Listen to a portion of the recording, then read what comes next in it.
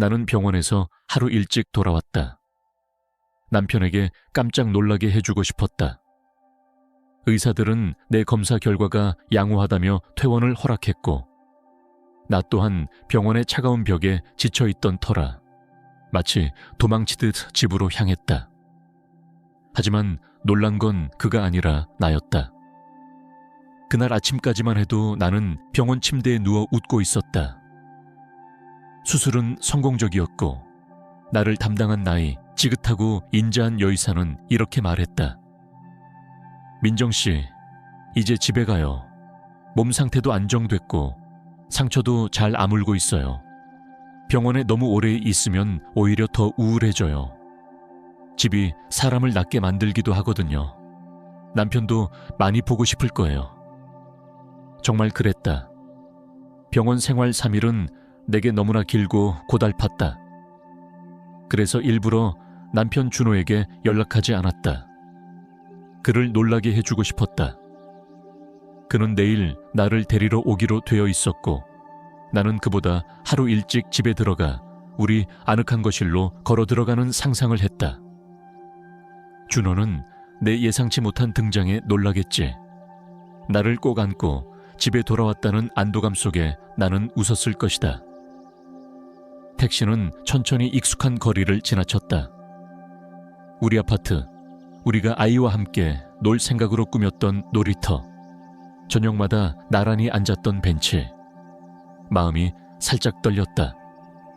나는 조용히 열쇠로 현관문을 열었다. 집 안은 평소보다도 조용했다.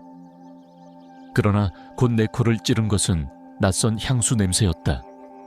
달콤하고 진한 향. 나는 찡그렸다. 나는 상큼한 시트러스 향만 썼다. 이런 향은 내가 쓰는 게 아니었다. 현관에 걸린 낯선 베이지색 캐시미어 코트와 그 아래 놓인 하이힐. 나는 멍하니 바라봤다. 혹시 시어머니가 오신 건가? 아니면 준호의 여동생? 그러나 곧 생각을 지웠다. 시어머니는 다른 도시에 살며 항상 일주일 전에는 미리 말하고 오는 분이다. 그리고 준호의 여동생은 지금 해외여행 중이었다. 가슴이 서서히 조여왔다. 나는 조심스레 거실로 걸어갔다. 테이블 위에는 마신 흔적이 남은 2잔의 와인잔과 열려있는 고급 초콜릿 상자. 나는 그 초콜릿을 싫어했다. 리큐르가 들어있어서. 그리고 그 순간 소리가 들렸다. 희미한 웃음소리. 여자 웃음이었다. 다리가 후들거렸다. 나는 숨을 죽이고 침실 문으로 다가갔다. 문은 살짝 열려 있었다. 나는 틈으로 들여다보았다. 그리고 내 세상이 무너졌다. 우리 침대, 우리가 함께 산 고급 실크 침대보, 그 위에 준호가 누워 있었다. 그리고 그의 위에 낯선 금발 여자가. 하지만 가장 충격적이었던 것은 그녀가 입고 있던 옷이었다. 바로 나의 가장 아끼는 하얀 실크 가운. 준호가 결혼기념일에 선물해줬던 그 가운이었다. 그 순간 나는 아무 감정도 느끼지 못했다. 분노도 슬픔도 아니었다. 오직 텅 빈 공허함. 숨이 막혔다. 움직일 수 없었다. 마치 모든 감각이 마비된 것 같았다. 나는 그 장면을 마치 영화의 한 장면처럼 바라봤다. 그게 현실일 리 없다고 나는 믿을 수 없었다. 얼마나 그렇게 서 있었을까? 1분? 5분? 기억나지 않는다. 나는 조용히 아무 소리 없이 돌아섰다. 현관으로 걸어갔다. 움직임은 기계적이었다. 손에 익숙한 핸드백을 짚고 핸드폰과 지갑이 있는지 확인하고 문을 닫았다. 밖으로 나오자마자 나는 깊은 숨을 내쉬었다. 그제서야 현실이 다가왔다. 무릎이 풀려 벤치에 주저앉았다. 눈물은 나오지 않았다. 그 대신 차갑고 강한 분노가 몸속에서 피어올랐다. 나는 울지 않을 것이다. 지금은 아니다. 지금은 행동해야 할 시간이었다. 나는 핸드폰을 꺼냈다. 손가락은 떨렸지만 은행 앱을 열었다. 우리의 공동 계좌, 우리가 5해 동안 아껴 모은 전원주택의 꿈. 커다란 금액이 표시되었다. 나는 단 한 번의 터치로 그 모든 돈을 내 개인 예금 계좌로 이체했다. 결혼 전에 몰래 만들어둔 계좌. 준호는 이 계좌의 존재조차 몰랐다. 다음은 신용카드. 우리가 함께 쓰던 2장의 카드. 높은 한도의 카드였다. 나는 2장 모두 분실 처리로 즉시 정지시켰다. 몇 초 후 성공적으로 처리되었다는 알림이 떴다. 나는 냉소적인 만족감을 느꼈다. 이것이 첫걸음이었다. 2번째는 집이었다. 더는 이 집에 글을 들이지 않겠다. 나는 급하게 현관 자물쇠에 교체 업체를 검색했다. 그리고 전화를 걸었다. 안녕하세요. 가능한 한 빨리 현관 자물쇠를 교체하고 싶습니다. 비용은 얼마고 언제쯤 오실 수 있나요? 내 목소리는 차분하고 또렷했다. 상대편 직원은 1시간 안에 기사가 도착할 수 있다고 했다. 나는 주소를 알려주고 카드 결제라고 덧붙였다. 내 카드, 내 인생. 나는 벤치에 앉아 기다렸다. 우리 집 4층 창문을 바라보며 그가 아직 그 안에 있다는 걸 알았다. 그는 아무것도 모르고 있었다. 그의 세계는 지금 막 무너지기 시작했다. 기사, 중년에 지친 눈을 한 남자는 예상보다 일찍 도착했다. 나를 한번 훑어보더니 아무 말 없이 물었다. 등기부등본 있으세요? 다행히도 내 가방 안에는 주민등록증과 등기부등본 사본이 있었다. 나는 그것들을 그에게 건넸다. 그는 고개를 끄덕이며 작업을 시작했다. 금속이 갈리는 소리, 오래된 자물쇠의 비명이 내 안에서 울렸다. 그 소리들은 내게 마치 승리의 종소리 같았다.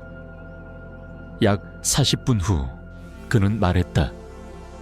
완료됐습니다. 새 열쇠 여기요. 나는 무게감 있는 열쇠를 손에 쥐었다. 새로운 인생의 열쇠. 나는 결제하고 그에게 고맙다는 말을 전한 후 택시를 불렀다. 지금은 부모님 댁으로 갈 수 없었다. 그들을 걱정시키고 싶지 않았다. 내게는 혼자 생각을 정리할 공간이 필요했다. 나는 도시 반대편의 작은 호텔에서 방 하나를 잡았다. 그 안으로 들어서자 나는 침대에 앉아 얼굴을 감싸쥐었다. 온몸이 떨렸지만 눈물은 여전히 나오지 않았다. 오직 차가운 두려움과 머릿속을 가득 채운 공허한 소리만이 존재했다. 핸드폰이 진동했다. 화면에는 사랑하는 사람이라는 이름이 떠 있었다. 나는 씁쓸하게 웃었다. 얼마나 아이러니한가. 나는 전화를 끊었다. 몇 초 후 메시지가 도착했다. 민정아, 어디야? 병원에 갔더니 너 퇴원했다고 하더라. 괜찮아? 왜 말도 없이 나가버린 거야? 위선. 말도 안 되는 거짓된 걱정. 그는 우리 침대 위에 흔적조차 치우지 않은 채 병원에 나를 데리러 간 것이었다. 예상치 못한 내 귀가를 그는 상상조차 하지 못했던 것이다. 진동은 계속되었다. 나는 휴대폰 소리를 껐다. 마음껏 불안해하라. 조금 뒤 또 하나의 메시지. 민정아, 카드에 문제가 생긴 것 같아. 주유소에서 결제가 안 돼. 계좌 상태 좀 확인해 줄 수 있어? 나는 그 메시지를 읽고 조용히 미소 지었다. 차가운 미소. 시작됐다. 약 1시간이 지나 연달아 여러 개의 메시지가 도착했다. 문이 안 열려. 열쇠가 맞지 않아. 이게 뭐야? 민정아, 지금 어디야? 당장 연락해. 나는 핸드폰을 내려놓았다. 불안에 떨며 문 앞에서 기다리게 두고 싶었다. 이제 그 문은 그에게 영원히 닫힌 문이다. 나는 병원에서 받은 퇴원 서류를 꺼냈다. 정리해 넣기 위해서였다. 무심코 시선이 문서 하단에 작은 송글씨에 닿았다. 비정형성 신생물 발견. 종양내과 상담 요망. 입원 기간 중에는 정신이 없어 제대로 보지 못했던 문구였다. 담당 의사는 나를 놀라게 하지 않으려고 일부러 말하지 않았던 것일지도 모른다.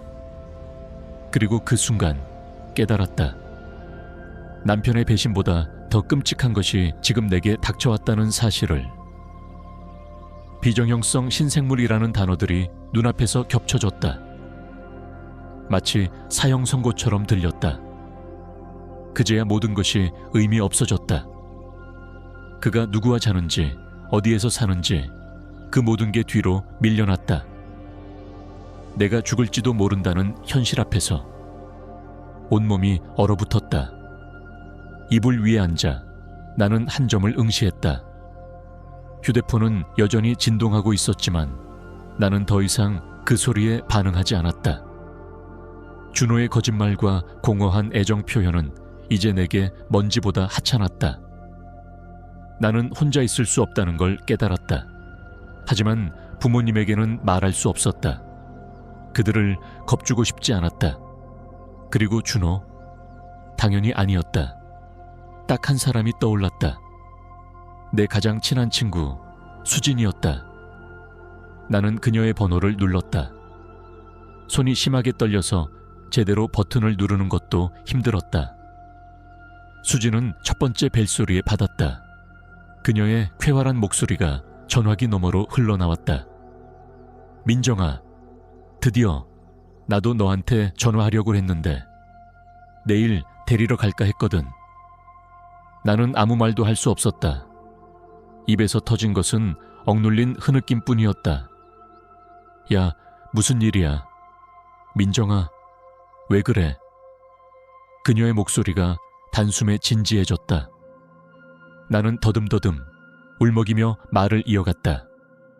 집에 돌아왔던 일, 낯선 코트, 침실의 장면, 그리고 계좌 차단까지.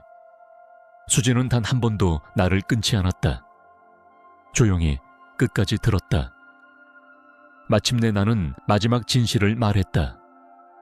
병원 서류의 마지막 문장, 비정형성 신생물에 대해. 그 순간 그녀는 침묵했다. 전화기 너머로 고요한 정적이 흘렀다. 좋아. 마침내 그녀가 입을 열었다.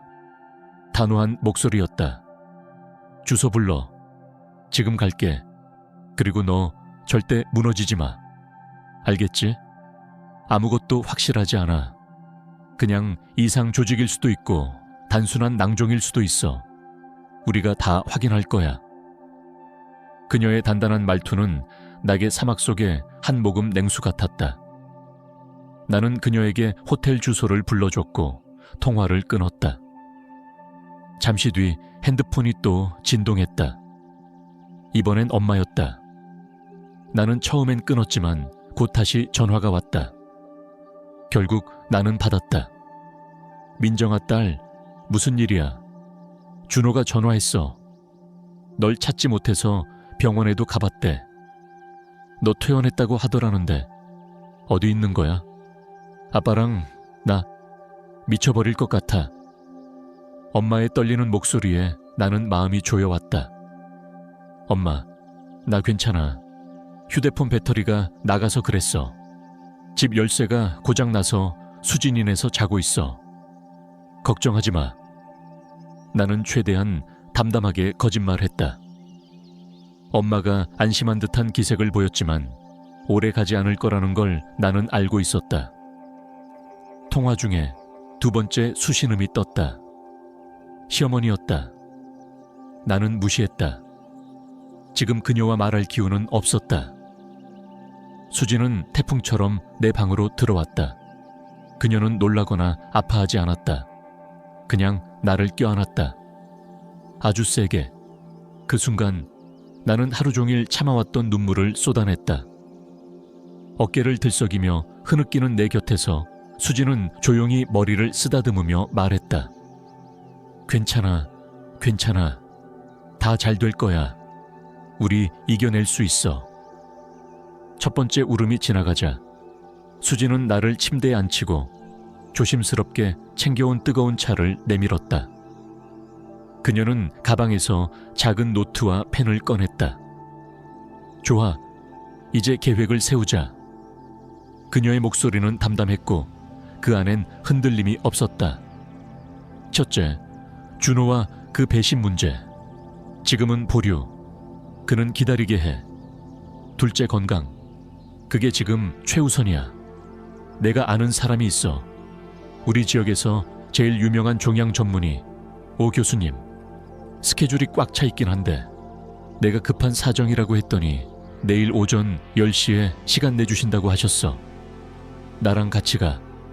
나는 그녀를 바라보며 믿을 수 없다는 듯 고개를 끄덕였다. 이 지옥 같은 하루 속에서 내게는 이런 천사가 있었다. 믿을 수 없을 만큼 든든한 내 친구. 우리는 밤늦게까지 이야기를 나누었다. 그녀는 내가 어둠 속으로 빠져들지 않게 붙잡아 주었고 현실적인 이야기를 하며 내 정신을 붙들어 주었다. 나는 그녀에게 돈 이야기를 꺼냈다. 공동 계좌에서 모두 내 개인 계좌로 옮긴 것, 신용카드 정지시킨 것. 잘했어. 정말 잘했어. 수지는 확신의 찬 목소리로 말했다. 그건 이제 네 생명의 보험이야. 치료든 새로운 시작이든 뭐든 필요한 걸 위해서. 다음 날 아침 우리는 함께 병원을 찾았다. 깔끔하고 현대적인 외관, 차분하고 정숙한 로비. 하지만 그 정적이 더욱 무겁게 다가왔다. 복되는 각자의 걱정을 안고 기다리는 사람들. 그들의 눈동자에 어른거리는 불안이 내 마음에도 스며들었다. 나는 수진의 손을 꼭 붙잡았다. 마치 생명줄처럼. 드디어 우리의 이름이 불렸다. 오 교수의 진료실은 햇살이 가득 들어오는 따뜻한 분위기였다. 교수는 백발이 성성한 노인이었지만 그의 눈빛은 날카로우면서도 자상했다. 그는 정중히 일어나 우리를 맞이했다. 그는 나의 퇴원 서류를 꼼꼼히 읽었고 나를 차분히 진찰하며 몇 가지 질문을 던졌다. 나는 짧게 그러나 정확히 대답했다. 속은 얼어붙은 듯 차가웠다. 그가 입을 열기만을 기다렸다. 민정 씨, 마침내 그는 말했다. 라텍스 장갑을 벗으며 내 얼굴을 정면으로 바라보았다. 신생물은 분명 존재합니다. 하지만 성급하게 겁먹을 필요는 없습니다. 그 조직의 성질을 파악하기 위해 조직검사와 몇 가지 추가 검사가 필요합니다. 제 개인적인 소견으로는 지금으로선 최악의 상황을 상상할 이유는 없어 보입니다. 그래도 반드시 정확한 확인이 필요해요. 그는 내게 여러 장의 검사 의뢰서를 건넸다. 나는 멍하니 그 서류를 받았다. 확실한 판결도 해방도 아닌 불확실함. 나는 문 쪽을 향해 돌아섰다. 수진이 오 교수님께 다음 검사 진행에 대해 묻고 있었을 때였다. 교수님이 다시 고개를 들어 나를 바라보았다. 그 눈빛이 조금 달라져 있었다. 실례지만 교수님이 천천히 말했다. 성함이 결혼 후 성이 박민정 씨 맞으시죠? 나는 고개를 끄덕였다. 네. 남편분 성함이 혹시 박준호 씨인가요? 그 말에 심장이 쿵 내려앉았다. 네. 어떻게 하세요? 나는 조용히 물었다. 오 교수는 안경을 벗고 이마를 짚었다. 그의 표정이 갑자기 무거워졌다. 알고 있습니다. 2년 전쯤 제가 그분을 담당했어요. 굉장히 어려운 상황이었고 우리가 함께 많은 것을 겪었습니다. 아주 심각한 상태였죠. 다행히 치료가 잘 되어 지금은 완전 관해 상태입니다. 그의 말에 나는 한동안 말을 잇지 못했다. 숨이 막혔다. 준호는 중대한 병을 앓았었다. 그리고 나는 전혀 몰랐다. 그때 제가 그분께 강하게 권했습니다. 배우자에게 반드시 이 사실을 알릴 것, 특히나 자녀 계획이 있다면 꼭 알려야 한다고요. 이건 단순한 개인 정보 문제가 아니었습니다. 유전적 요인이 큰 병이었거든요. 전 분명히 말씀드렸고 그분도 알겠다고 했습니다. 저는 그 후로 잘 전달된 줄 알았어요. 나는 머리를 붙잡았다. 속이 뒤집히는 것 같았다. 유전적 요인, 나에게 생긴 종양도 그와 관련이 있다는 건가? 그가 알고도 나에게 말하지 않았다는 사실은 단순한 기만이 아니었다. 이건 내 생명과 직결된 배신이었다. 그는 아무 말도 하지 않았어요. 나는 거의 속삭이듯 말했다. 오 교수는 고개를 천천히 저었다. 이건 정말 무책임한 행동입니다. 민정씨, 지금 당장은 아닐지라도 이건 장기적으로 큰 영향을 줄 수 있는 문제입니다. 그러니 최대한 빠르게 전면적인 정밀 검사를 받으셔야 해요. 그는 내게 자신의 명함을 건넸다. 이게 제 개인 연락처입니다. 언제든 연락 주세요. 검사 일정도 최대한 앞당길 수 있도록 도와드릴게요. 우리는 병원을 나와 차에 올랐다. 나는 창밖을 바라보았지만 아무것도 보이지 않았다. 머릿속에는 단 하나의 생각만이 맴돌고 있었다. 그는 알고 있었다. 모든 것을. 그는 알고 있었다. 모든 걸. 그는 나를 껴안고 웃고 같은 침대를 나누며 죽음과 삶의 경계에 대해 나보다 먼저 경험했던 사람이었다. 그리고 단 한마디도 하지 않았다. 왜? 나를 보호하고 싶었던 걸까? 아니면 그냥 아무 상관없다고 생각했던 걸까? 수진이 조심스레 물었다. 민정아, 괜찮아? 나는 대답 대신 고개를 저었다. 괜찮지 않았다. 단 한 점의 감정도 표현할 수 없었다. 마음속에서 무언가 거대하고 검은 것이 일어나고 있었다. 분노? 배신감? 아니, 그보다 더 깊은 곳에서 무언가 무너지고 있었다. 차가 조용히 달렸다. 마치 우리를 위로라도 하듯이. 그리고 그 고요 속에서 나는 결심했다. 이제는 확실하게 알아야 했다. 그가 왜 나에게 침묵했는지, 무슨 인생을 살아왔는지, 무엇을 숨기고 있었는지, 모든 것을. 핸드폰이 다시 진동했다. 이번에는 어머니라는 이름이 떠올랐다. 시어머니 정순자 씨. 평소 같았으면 바로 끊었겠지만 이제는 달랐다. 나는 조용히 전화를 받았다. 스피커폰으로 설정한 채. 민정아, 드디어 받았구나.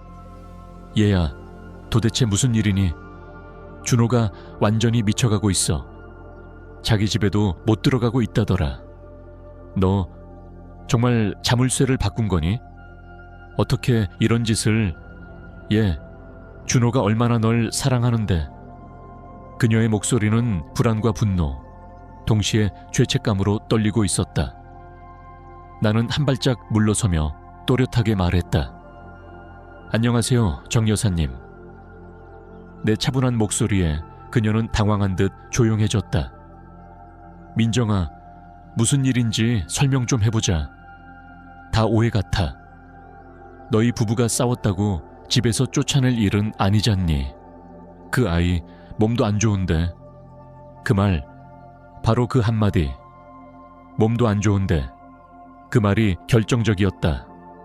그녀는 알고 있었다. 2년 전 준호가 병에 걸렸을 때부터 알고 있었던 것이다. 그리고 내게, 나라는 존재에게, 며느리이며 아내이며 미래의 아이의 어머니일 수 있는 내게 단 한마디 말도 없었다. 몸이 안 좋다고요? 나는 단어 하나하나에 힘을 실어 되물었다. 어디가 안 좋다는 말씀이시죠, 정 여사님? 숨을 삼키는 소리가 전화기 너머에서 들려왔다. 그게 그냥 피곤해하고 스트레스 때문에. 정 여사님, 나는 그녀의 말을 끊었다. 지금 저는 오 교수님과 진료를 마치고 나오는 길입니다. 준호 씨의 담당 의사셨대요. 그분이 참 놀라시더라고요. 제가 아무것도 모르고 있었다는 사실에. 침묵, 마치 시간마저 멈춘 듯한 정적. 나는 천천히, 그러나 확고하게 말을 이었다. 제가 다시 묻겠습니다. 왜 저에게 아무 말도 하지 않으셨습니까? 왜 제가 아이를 가지려 했던 그 순간들에도 침묵하셨습니까? 제 건강이 위협받을 수도 있다는 걸 알면서도요. 정 여사의 목소리는 떨리고 있었다. 그게 우린 그냥 상처 주고 싶지 않아서, 괜히 걱정만 만들 것 같아서. 아니요. 솔직히 말씀하세요. 두 분 다 걱정했던 건 제 감정이 아니라 재산이었죠. 만약 제가 진실을 알게 되면 이혼하자고 할까봐, 그러면 집이, 땅이, 돈이 반으로 나눠질까봐, 그게 두려우셨던 거죠. 그녀는 대답하지 못했다. 그 침묵은 곧 진실이었다. 좋아요. 그럼 전달해 주세요. 준호 씨에게도, 여사님께도. 지금 이 순간부터 제게 전화를 하지 마세요. 더 이상 남편도 가족도 아닙니다. 앞으로는 변호사를 통해서만 연락하시길 바랍니다. 뭐, 변호사? 민정아, 너 지금 무슨 소리를 그렇게까지 할 필요는 없잖니? 그녀의 목소리에 진짜 두려움이 실렸다. 그렇다. 그들은 사랑을 잃는 것이 두려운 것이 아니라 집과 돈을 잃는 것이 두려운 사람들이었다. 그 순간 나는 모든 감정이 끊기는 것을 느꼈다. 나는 전화를 끊었다. 조용히, 아주 조용히. 그리고 수진을 향해 고개를 돌렸다. 내 눈에는 불꽃 같은 결의가 담겨 있었다. 은행으로 가자. 지난 2년간 모든 거래 내역서를 뽑을 거야. 우리가 모았던 돈이 어디로 흘러갔는지 아주 낱낱이 확인할 거야. 수진은 고개를 끄덕였다. 그녀는 한마디도 묻지 않았다. 그리고 나도 한치의 망설임도 없었다. 싸움은 이제 시작이었다. 그날 오후 나는 은행에 앉아 있었다. 창구 앞에 앉은 젊은 여자 직원은 내가 요청한 모든 내역서를 프린트하고 있었다. 그녀는 눈빛으로 나를 조심스레 바라보며 무엇이 있었는지 다 묻고 싶어 하는 듯 했지만 아무 말도 하지 않았다. 프린터가 한 장씩 종이를 밀어낼 때마다 내 안의 감정은 서서히 식고 있었다. 나는 더 이상 상처받지 않았다. 이건 이제 감정의 문제가 아니었다. 진실을 향한 싸움이었다. 나는 내역서가 담긴 두툼한 서류 봉투를 받아들고 호텔로 돌아왔다. 수진은 이미 도착해 있었고 나는 종이 다발을 꺼내 작은 탁자 위에 올렸다. 그녀가 따뜻한 차를 건넸고 나는 깊은 숨을 들이쉬고 읽기 시작했다. 마치 수사관처럼 빨간 펜을 쥐고. 초반은 평범했다. 식비, 공과금, 가전할부. 우리가 함께 썼던 가정의 흔적들이었다. 그러나 곧 이상한 패턴이 나타났다. 정기적으로 빠져나간 큰 금액. 수신인 이름은 이보영. 전혀 모르는 이름이었다. 그리고 날짜는 3년 전부터 시작되었다.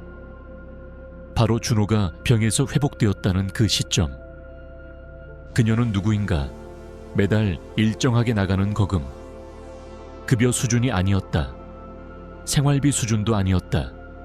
그리고 이어지는 고급 레스토랑 결제 내역. 내가 한 번도 가본 적 없는 곳. 유명한 주얼리 매장. 여성 명품 쇼핑몰.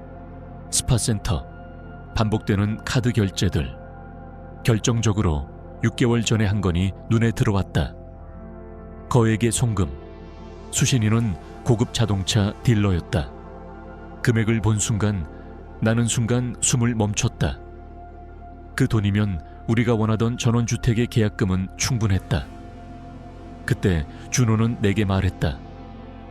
회사 사정이 나빠져서 절약해야 한다고. 프리미엄 SU 하나 값을 그는 누구에게 바쳤을까? 나는 더 이상 의심하지 않았다. 모든 퍼즐이 맞춰지고 있었다. 그들은 이미 오래전부터 우리를 버린 것이다. 그들은 계획하고 나를 속이고 함께한 세월을 조롱하고 있었다. 나는 핸드폰을 들어 오랫동안 쓰지 않던 번호를 눌렀다. 내 사촌 태현, 경찰에서 일하다가 최근에 사설 탐정 사무소를 차렸다.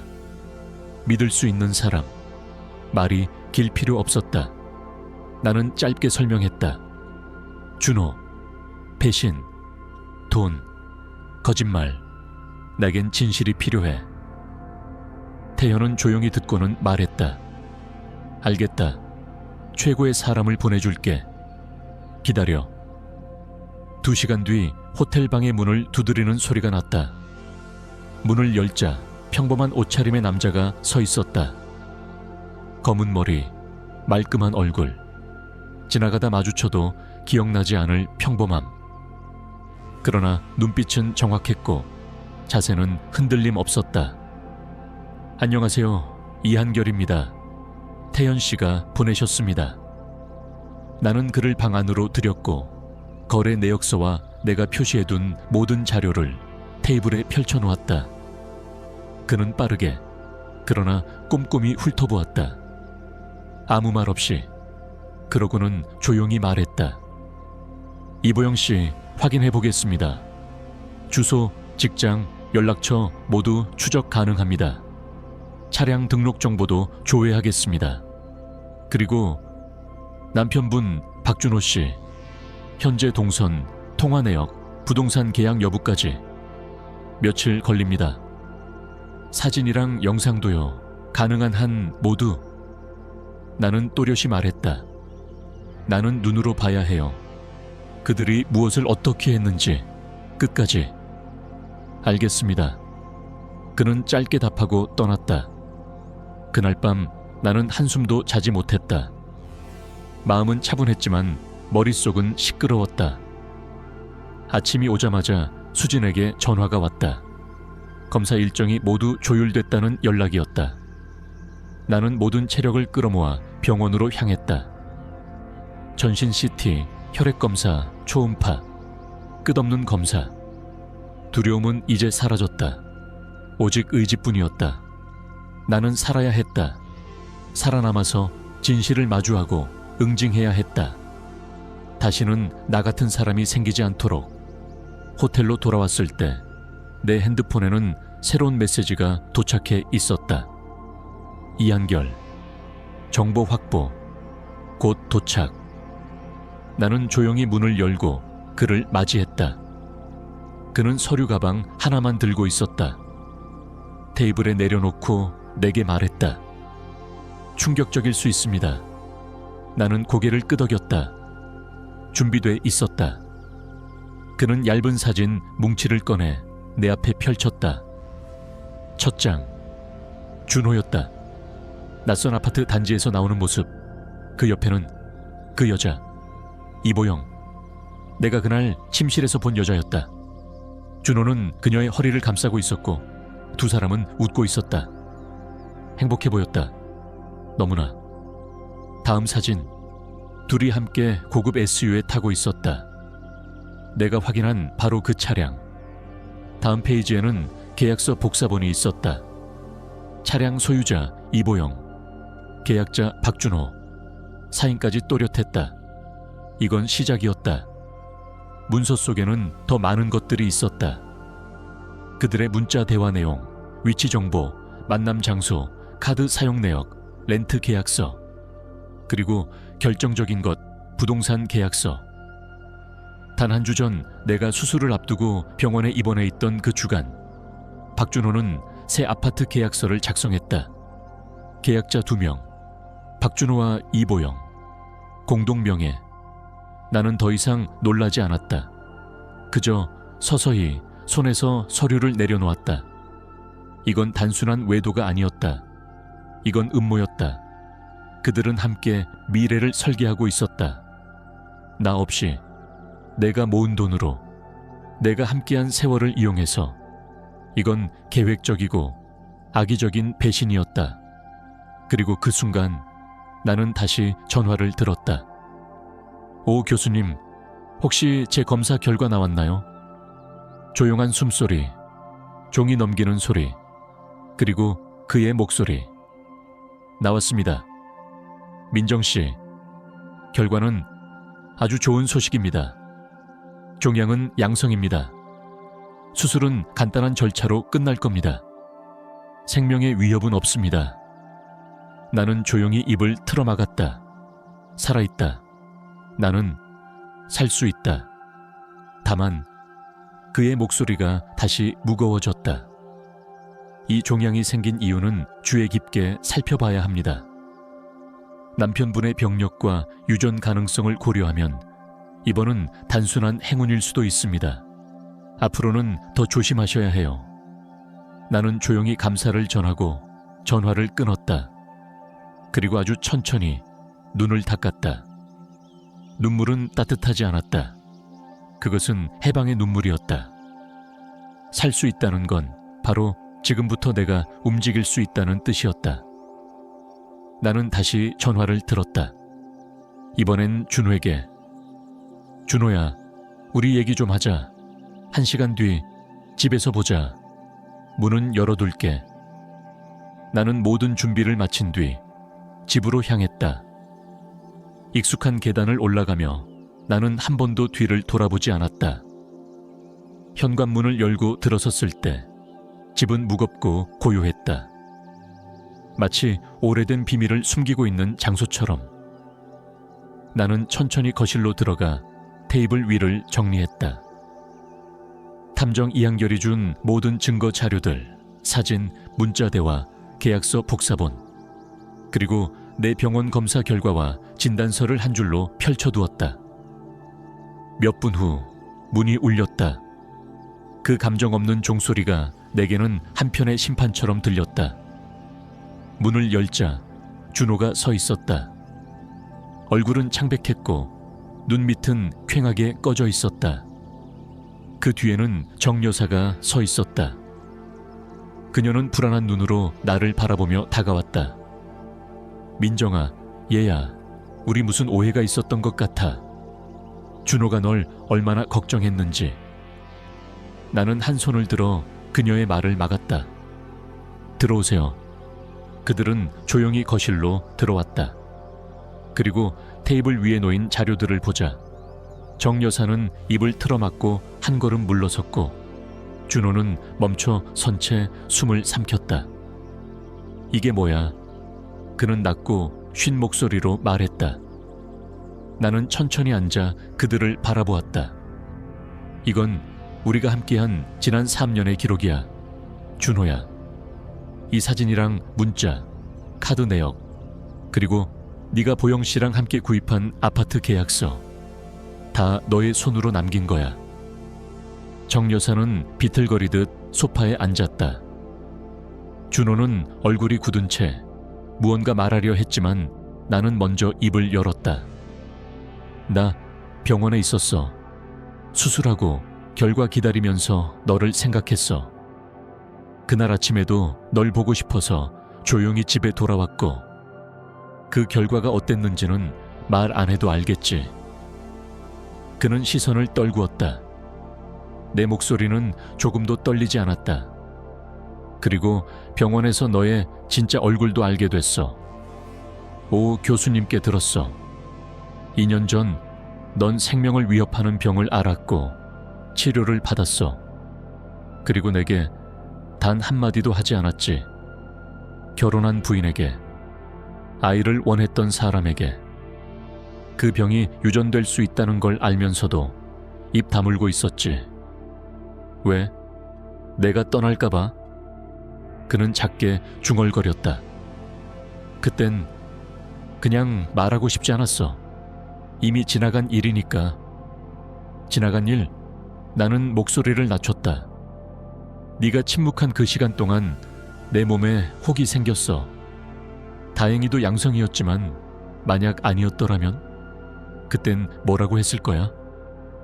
정 여사는 흐느끼기 시작했다. 민정아, 우린 그냥 너를 상처 주기 싫어서. 나는 고개를 저었다. 아니요, 여사님. 당신들이 지키고 싶었던 건 저라는 사람이 아니라 당신들 이름이 적힌 재산이었어요. 제가 떠나면 모든 걸 잃을까봐 그래서 침묵한 거잖아요. 그런데 안타깝게도 그 재산도 이제 제 손에 들어왔어요. 나는 천천히 서류 한 장을 꺼내 테이블에 올려놓았다. 오늘 오전에 공증 받았어요. 이 집도 시골집도 지금부턴 내 이름으로 되어 있어요. 당신 아들이 당신 며느리에게 감사의 마음으로 기꺼이 양도한 거죠. 맞지, 준호야? 준호는 손을 부르르 떨며 고개를 끄덕였다. 말없이 완전히 무너진 표정이었다. 정 여사는 거의 소리를 지르듯 말했다. 그게 무슨 말이니? 너 정말 다 넘긴 거야? 네 아버지와 함께 산 그 집도. 그 집도 내가 팔 거예요. 나는 단호하게 말했다. 그리고 그 돈으로는 제 인생을 다시 시작할 겁니다. 더 이상 당신들과는 아무 관련도 없는 곳에서. 그 순간 방 안은 숨소리조차 사라질 만큼 조용해졌다. 오직 나의 결정만이 울리고 있었다. 몇 시간 후 우리는 공증사무소에 함께 있었다. 준호와 정 여사는 마지못해 서류에 서명했다. 마치 마지막 자존심을 갈아넣듯 한자 한자. 나는 아무 감정도 없이 그 모습을 지켜봤다. 이건 복수가 아니었다. 정이었다. 그날 밤 나는 다시 내 집으로 돌아왔다. 집은 더 이상 낯설지 않았다. 나는 소파에 앉아 창밖을 바라보았다. 저 먼 하늘에 희미하게 별이 떠 있었다. 조용한 기쁨, 단단한 평화가 내 안에 스며들었다. 그로부터 반년이 지났다. 나는 아파트를 개조했고 모든 가구를 바꾸었다.